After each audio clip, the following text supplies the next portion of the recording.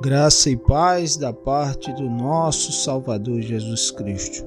Um dia abençoado a todos.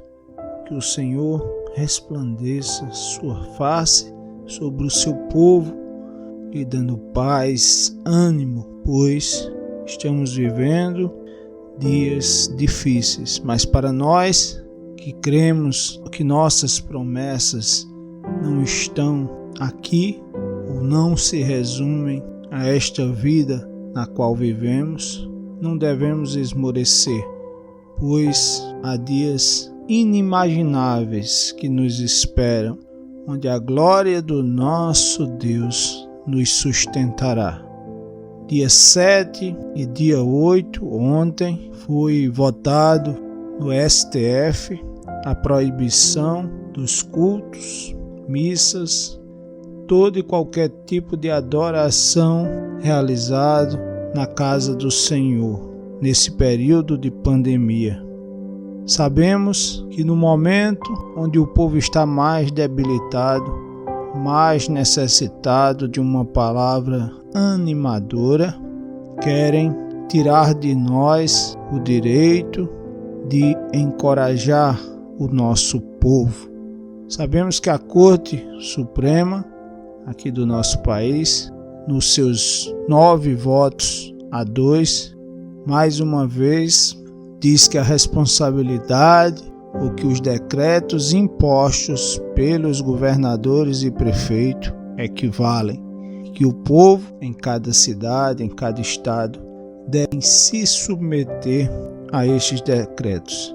Hoje me acordei muito cedo e no meu devocional o Espírito Santo de Deus me trouxe à memória um acontecimento do livro de Esther, quando Amã, que era uma espécie de braço direito do rei Assuero, colocou o rei contra um povo. Naquela época os judeus, mas era o povo de Deus, o povo separado de Deus. E começou a falar apenas de pontos negativos, como o rei não os conhecia de forma profunda, também não diferente dos dias atuais, permitiu que fosse baixado um decreto que ia de encontro àquele povo, não sabendo o rei Assuero que a sua amada esposa Esther era judia. E esse Amã, ele não gostava do tio de Esther, Mardoqueu, que era um homem que não o bajulava, que só se dobrava, reverenciava, acima de tudo, o Deus de Israel. Então, amados, não é diferente. Por isso, há essa implicância conosco, com o povo de Deus hoje, seja aqui no Brasil, seja em todo o mundo.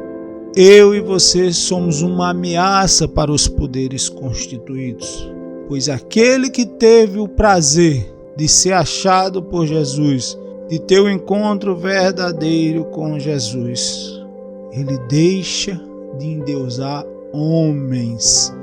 Ele segue o manual de fé, que a Bíblia Sagrada é a regra de fé de um verdadeiro cristão. Então, a partir do momento que homens e mulheres não se curvam mais perante as autoridades constituídas deste mundo, claro que tem respeito, porque toda autoridade é constituída antes por Deus, mas não há mais aquele fascínio, aquela loucura de endeusar, de idolatrar homens, de gritar o nome de homens e mulheres em comícios. Não, o crente, o homem e a mulher temente a Deus sabe que todos nós somos falhos, que o que faz a diferença na nossa vida é Deus. Por isso, por nós não seguirmos os padrões humanos, as ordens mundiais constituídas, nós somos vistos como inimigo dos poderosos deste século. Por isso que eles se voltam contra nós. Foi votado que, se de repente os governadores e prefeitos quiserem cercear, tirar o nosso direito de culto, irão fazer, pois eles receberam o aval da Suprema Corte. Amados, guardem em suas mentes o dia de antes de ontem e o dia de ontem, e contem a partir de hoje e observem o que acontecerá com aqueles que julgaram contra Deus. Na Bíblia nós temos dezenas de histórias. Em Deuteronômio fala em bênçãos e maldição. Inclusive os judeus, o povo de Deus, o povo de Israel, ao longo da Bíblia, todas as vezes que eles viviam e valorizavam e reverenciavam e eram fiéis ao Deus da Bíblia, o Deus de Israel, o Deus Pai, eles eram prósperos. A partir do momento que eles se desviavam ou adoravam outros deuses, eles caíam em maldição. Gravem o dia 6 e 7 de abril do ano de 2021 e olhem o que acontecerá com aqueles que se voltaram contra o povo de Deus. Lá em Suzã, como eu já disse, Amã quis exterminar o povo de Deus. Inclusive preparou uma forca para Mardoqueu. Só que Esther foi intervir junto ao rei, mesmo correndo o risco de também ser morta. Mas ela mostrou as verdades. E o rei Assuero, ao consultar alguns registros, tomou conhecimento que Mardoqueu, o tio de Esther, que até então ele não sabia, tinha sido um dos homens que o livrou da morte, pois pessoas estavam tentando matá-lo. E ele juntou uma coisa a outra e viu realmente os bem-intencionados. E todos aqueles que tramavam contra o povo de Deus, esses sucumbiram e foram condenados à morte. Não diferente de antes, nos nossos dias, eu não tenho dúvida que todo aquele que se voltar contra o Deus de Israel verá a desgraça em suas vidas. E o pior, amados, não é a desgraça nesta vida. O pior são as trevas do porvir. O ministro da Suprema Corte, Marcos Aurélio, dias atrás ele disse: estamos vivendo dias sombrios. Amados, tudo aqui que passarmos aqui de dificuldade é tão pouco diante das trevas que esperam todos aqueles que se voltam contra Deus. Então, é tempo de muita reflexão. Ao longo dos séculos, nunca se teve notícia de um líder nacional que elevasse o nome de Deus acima de tudo. E a vitória do atual presidente realmente foi algo ímpar.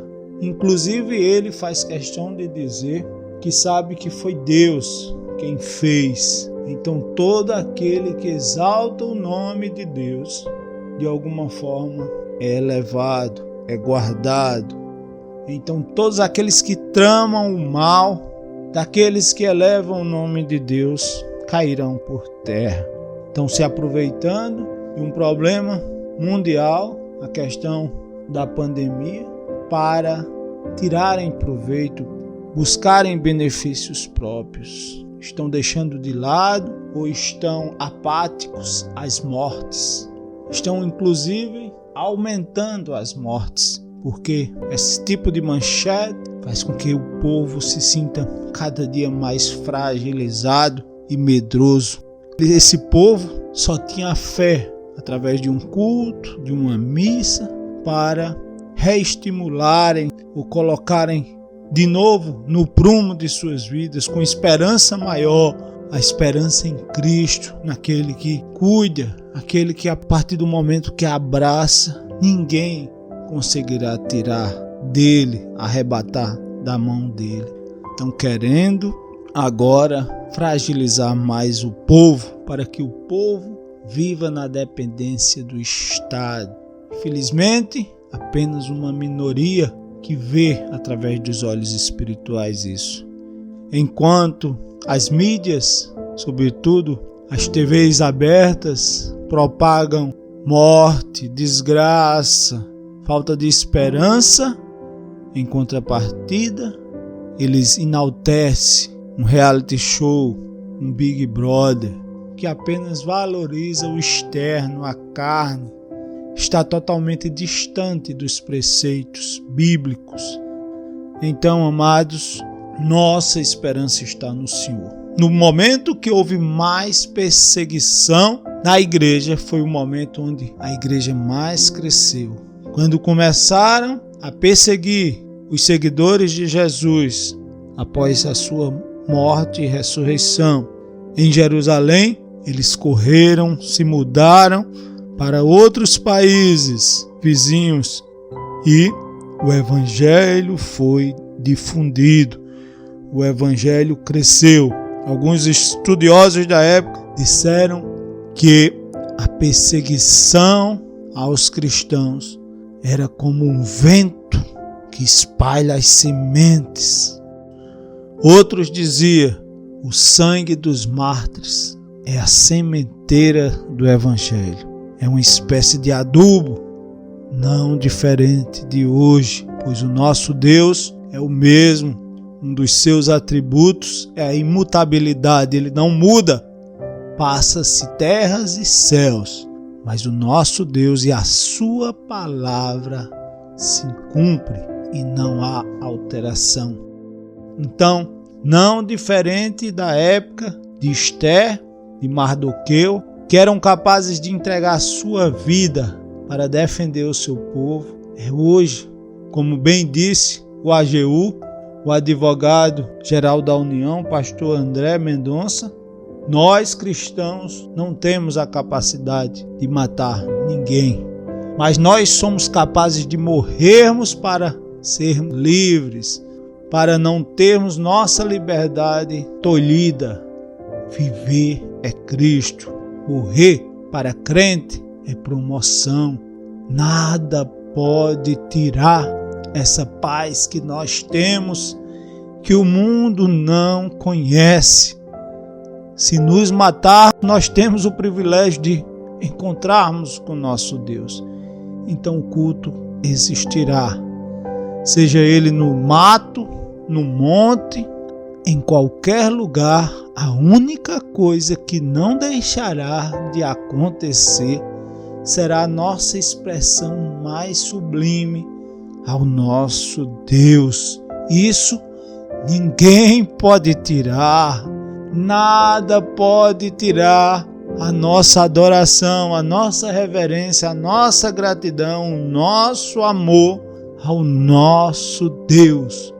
Ainda que cortem nossas línguas como fazem em outros países, nossa adoração será como a adoração de Ana, gemendo, mas ela passará do teto, ela chegará ao nosso Deus.